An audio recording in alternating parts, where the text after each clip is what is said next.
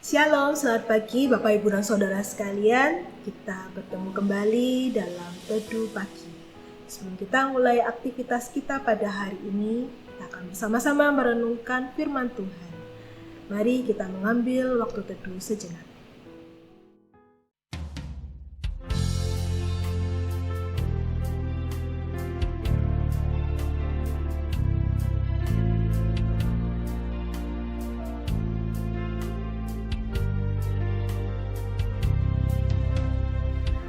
Masuk aku di dalam darah-Mu, anak domba.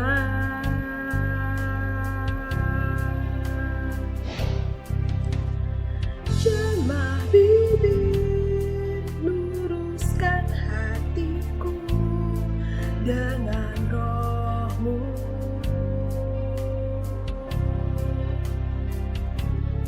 Ku rindu kemuliaan Tuhan, lebih dari segala harta. Jadikan ku hamba berkenan kepadamu.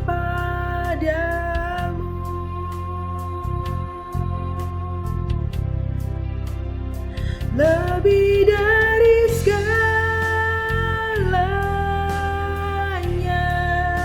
ku ingin Kau Tuhan.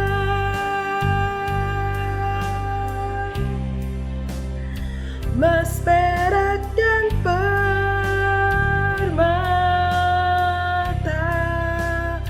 tiada artinya.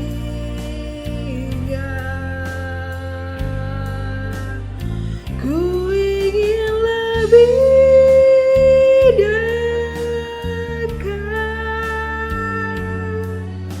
bersekutu denganmu.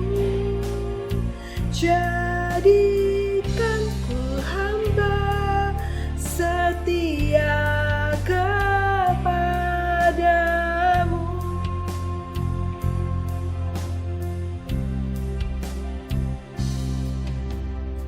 Asuh aku di dalam darah-Mu, anak domba.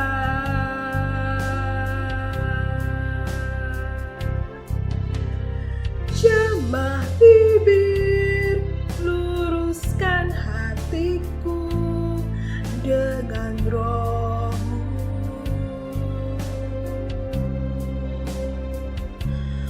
Ku rindu kemuliaan Tuhan, lebih dari segala harta. Jadikan ku hamba berkenan kepadamu.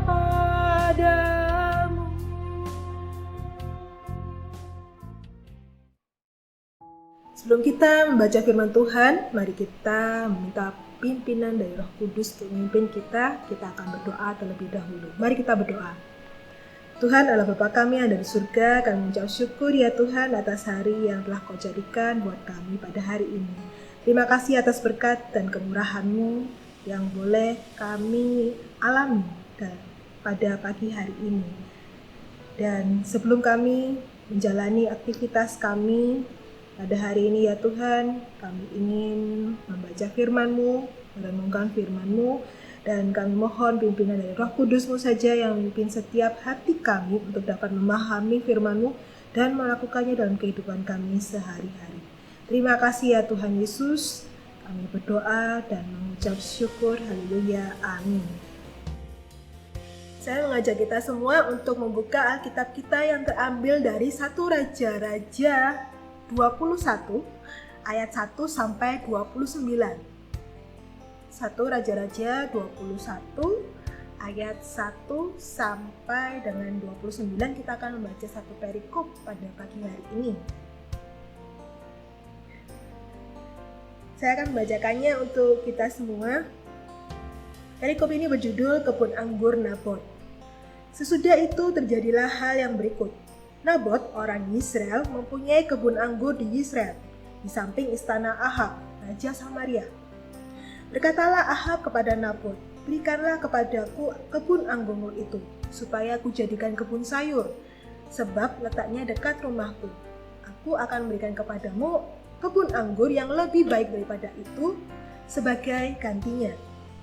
Atau jikalau engkau lebih suka, aku akan membayar harganya kepadamu dengan uang. Jawab Nabot kepada Ahab, kiranya Tuhan menghindarkan aku daripada memberikan milik pusaka nenek moyangku kepadamu. Lalu masuklah Ahab ke dalam istananya dengan kesal hati dan gusar karena perkataannya dikatakan Nabot, orang Yisrael, itu kepadanya. Tidak akan kuberikan kepadamu milik pusaka nenek moyangku.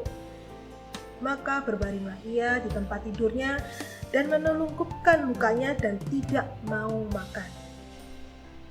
Lalu datanglah Isabel istrinya dan berkata kepadanya, apa sebabnya hatimu kesal sehingga engkau tidak makan? Lalu jawabnya kepadanya, sebab aku telah berkata kepada Nabot orang Israel itu, berikanlah kepadaku kebun anggurmu dengan bayaran uang, atau jika engkau lebih suka, aku akan berikan kebun anggur kepadamu sebagai gantinya. Tetapi sahutnya, tidak akan kuberikan kepadamu kebun anggurku itu. Kata Isabel istrinya kepadanya, bukankah engkau sekarang yang memegang kuasa raja atas Israel? Bangunlah, makanlah dan biarlah hatimu gembira. Aku akan memberikan kepadamu kebun anggur Nabot orang Israel itu. Kemudian ia menulis surat atas nama Ahab, memeteraikannya dengan meterai raja, lalu mengirim surat itu kepada tua-tua dan pemuka-pemuka yang diam sekota dengan Nabot.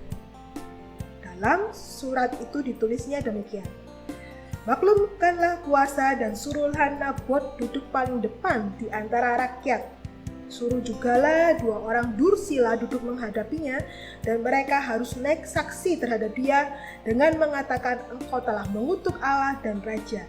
Sesudah itu bawalah dia keluar dan lemparilah dia dengan batu sampai mati. Orang-orang sekotanya yakni tua-tua dan pemuka-pemuka yang diam di kotanya itu melakukan seperti yang diperintahkan Isabel kepada mereka, seperti yang tertulis dalam surat yang dikirimkannya kepada mereka. Mereka memaklumkan puasa dan menyuruh Nabot duduk paling depan di antara rakyat.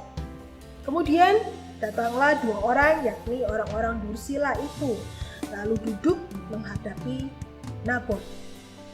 Orang-orang dursila itu naik saksi terhadap Nabot di depan rakyat. Katanya, Nabot telah mengutuk Allah dan raja.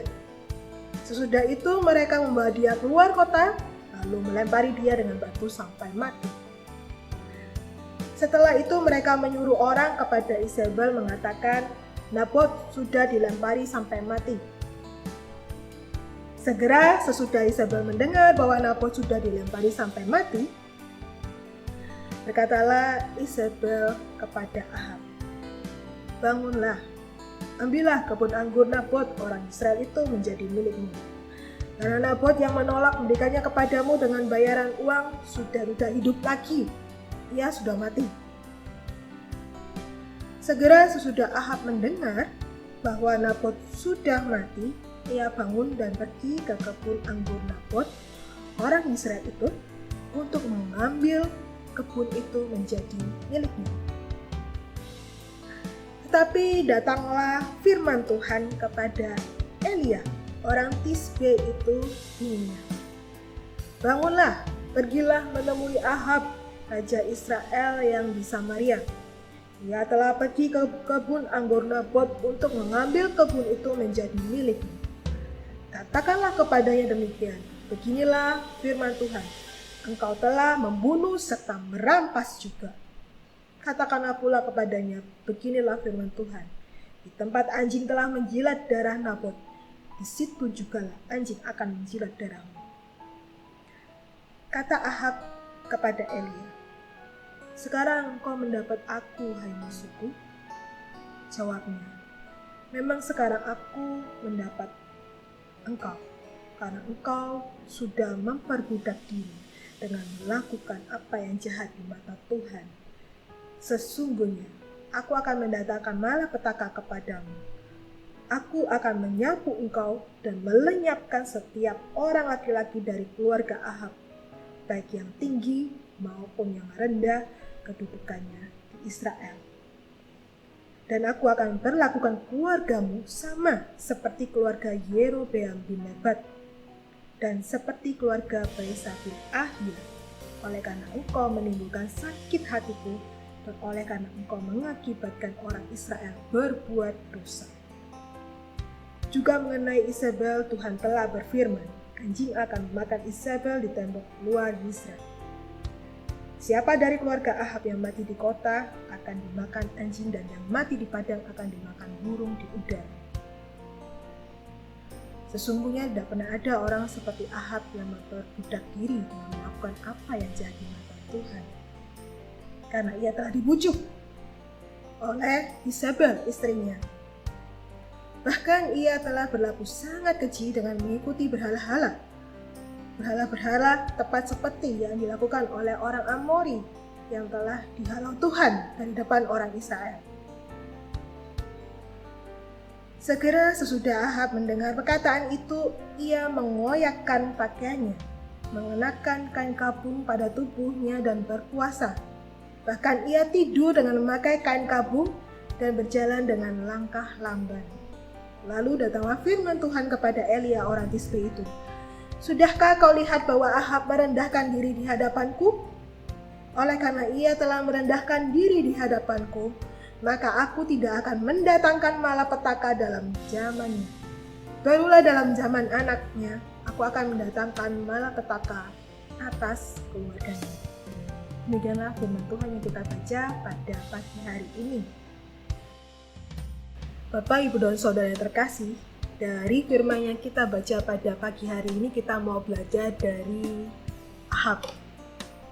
Ahab sebagai seorang raja Israel yang berada di Samaria dan menikahi Isabel yang notabene dia adalah seorang dari negeri asing. Ahab tidak mampu untuk memberi pengaruhnya yang baik kepada istrinya, ya bahkan terpengaruh oleh istrinya. Suatu kejadian di mana Ahab menginginkan kebun anggur Nabot, tetapi Nabot menolaknya, membuat hati Ahab kecewa. Dan ketika Isabel, istrinya sang ratu, melihat hati yang kecewa yang dilanda oleh Ahab suaminya ini, dia merasa ingin turut membahagiakan suaminya ini tentu saja. Namun apa yang dilakukan Isabel ini sangat keji.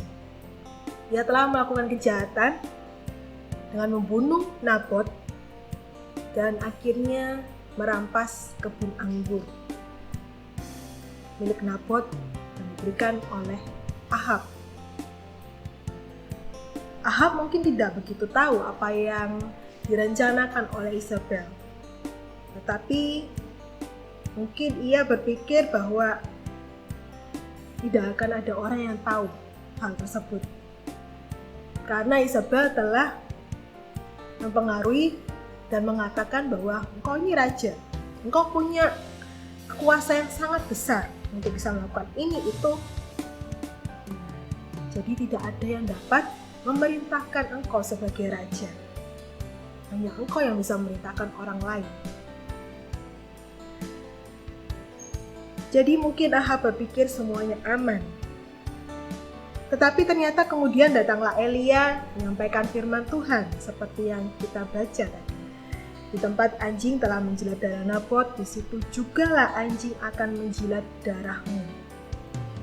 Kita melihat bahwa ada ancaman yang sangat mengerikan yang bakal Ahab jalani, hukuman akibat dia telah membunuh Nabot. Itulah yang dia akan dapatkan juga. Namun setelah Ahab mendengar perkataan Elia,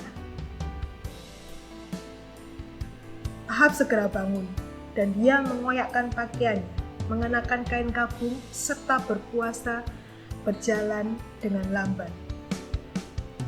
Semua itu ia lakukan sebagai tanda pertobatan. Ia menyesal dan ingin memperbaiki diri. Dan ternyata kasih anugerah Allah berpihak kepada Ahab. Allah mengulur hukuman itu sampai pada zaman anaknya Ahab. Bapak Ibu yang terkasih, siapa saja dapat berbuat kesalahan atau kekeliruan. Dan pertanyaannya adalah, apakah kita juga bersedia untuk diingatkan dan menerima teguran sama seperti Ahab tadi?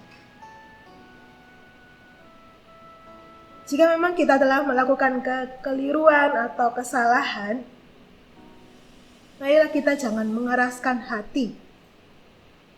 Marilah kita berani untuk mengakui kesalahan dan mau memperbaikinya dengan pertobatan yang sungguh-sungguh dan mau bertanggung jawab. Allah pasti mengampuni kita. Bahkan dengan kelembutan Allah akan mengajar dan membimbing kita untuk melakukan hal-hal yang baik dan benar. Dalam masa prapaskah ini kita diajak kembali untuk menilik kehidupan kita, untuk memeriksa diri dan membangun semangat pertobatan. Dan jadikanlah masa persiapan Paskah ini sebagai momen kita untuk melakukan introspeksi diri dan koreksi diri. Walaupun kita sudah dilahirkan baru, kita masih mudah untuk jatuh dalam dosa. Di masa prapaskah ini kita mengingat kematian Kristus. Kematian Kristus adalah lambang betapa sangat besarnya dosa kita.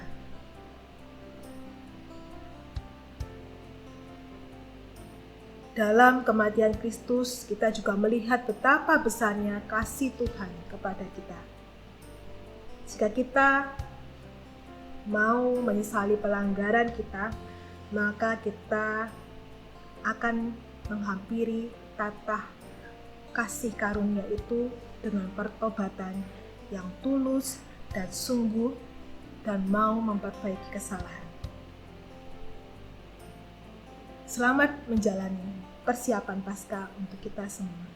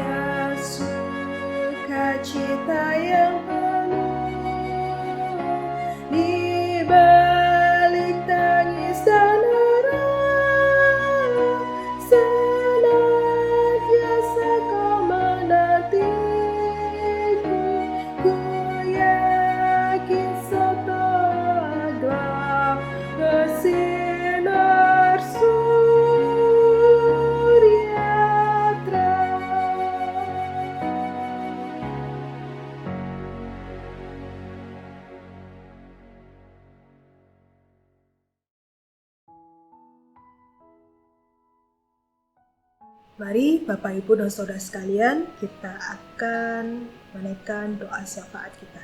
Mari kita berdoa.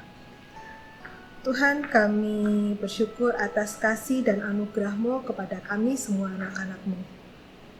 Kami adalah manusia yang lemah, kami adalah manusia yang penuh dosa. Tuhan, kami ingin mengintrospeksi diri kami, mengkoreksi diri kami, Tuhan. Jika kami melakukan banyak kesalahan di hadapan-Mu, Tuhan, kiranya Engkau mengampuni segala dosa kami. Dan kami mohon bimbingan Roh Kudus-Mu untuk memimpin kami kembali ke jalan yang benar. Saat ini kami ingin mendoakan bangsa dan negara kami dalam kepemimpinan Presiden Jokowi dan juga beberapa pemimpin yang telah dipilih yang menduduki jabatannya masing-masing, kiranya dapat menjalani tugas kepemimpinannya dengan baik, dengan penuh semangat, dengan hati yang tulus, dengan hikmat yang daripada-Mu, Tuhan.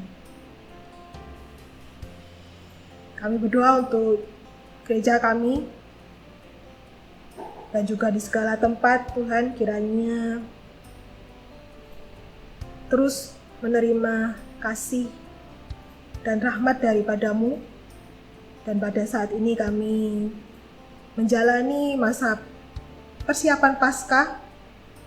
Kiranya Roh Kudus-Mu yang memimpin setiap kami yang menjalani masa persiapan Paskah ini dengan baik, dengan penuh kerendahan hati. Kami berdoa untuk penatua, para badan pimpinan pelayanan, aktivis yang ambil bagian dalam setiap pelayanan di tempat kami bergereja, kiranya Engkau yang memimpin kami semua, Tuhan, untuk melakukan karya nyata kasih-Mu. Kiranya dengan pelayanan yang kami berikan ini, setiap orang dapat melihat kasih-Mu yang begitu besar kepada kami. Tuhan, kami juga teringat untuk saudara-saudari kami, sahabat kami, keluarga kami yang sedang mengalami kelemahan tubuh, yang sudah usianya lanjut, yang sedang sakit. Tuhan, kiranya Engkau yang jamah mereka satu persatu, Engkau yang pulihkan, Engkau yang berikan kekuatan di dalam keterbatasan mereka. Kiranya mereka tetap berpengharapan kepada Engkau, satu-satunya penyembuh, satu-satunya sumber kekuatan di dalam hati mereka untuk mereka mampu menjalani masa-masa istirahat mereka, masa-masa pemulihan mereka. Kau juga yang merawat keluarga mereka, ya Tuhan, dengan kasih-Mu yang begitu terus mengalir dan berkati setiap keluarga. Terima kasih ya Tuhan Yesus, kami juga akan kembali beraktivitas pada hari ini. Dan Engkau yang berkati setiap pekerjaan kami, usaha kami, aktivitas kami ya Tuhan. Agar setiap apa yang kami kerjakan itu semua untuk kemuliaan nama-Mu. Kami menaikkan doa dan syukur kami kepadamu ini hanya dalam satu nama Tuhan kami, Yesus Kristus. Haleluya. Amin.